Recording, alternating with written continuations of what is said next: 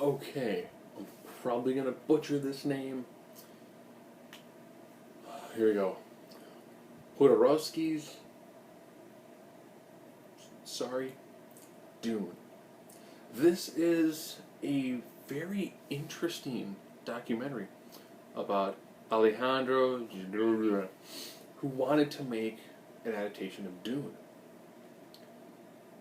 I will have to say this is a amazing documentary. When they're showing some of the different sorts of like stills that he had and like the production ideas and storyboards, this film would have been the absolute cutting edge if he could have got it to work. This film in 1974 would have set the stage for sci-fi films for probably the next 40 years. The things that he was and the people that he was working with, it was like Geiger, it was Dali, and he picked some of the most out there, realist individuals you could pick that would probably have come up with some of the most crazy, bizarre, and fantastical things that would have ever been put to film. When this was done, I was like, wow. And they also showed the impact that a movie that didn't exist.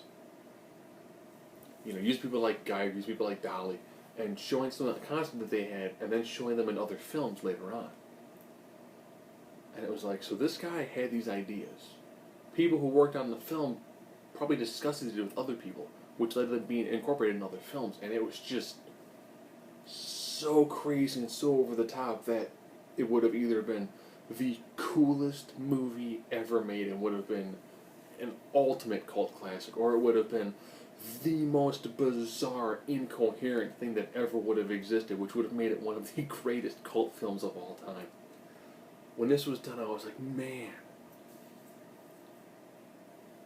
I wonder if this guy could get a Kickstarter going and be like, I've got the stuff written out.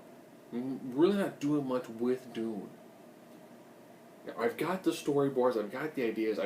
He could probably find people to give him money for a Kickstarter, and probably people who would do some of the design work for free.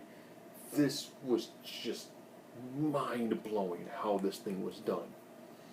If you get a chance to watch this film, it's easy to find. Just type in Jodor, or just type in J space Dune, and it's one of the first things that comes up. Just awesome.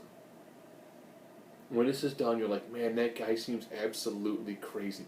Why do I want to watch a film that's probably going to be super incoherent, but so ridiculously overflowing with color and shapes and forms that it's going to be like a group transcendence experience as you're watching it with a collective. Just done.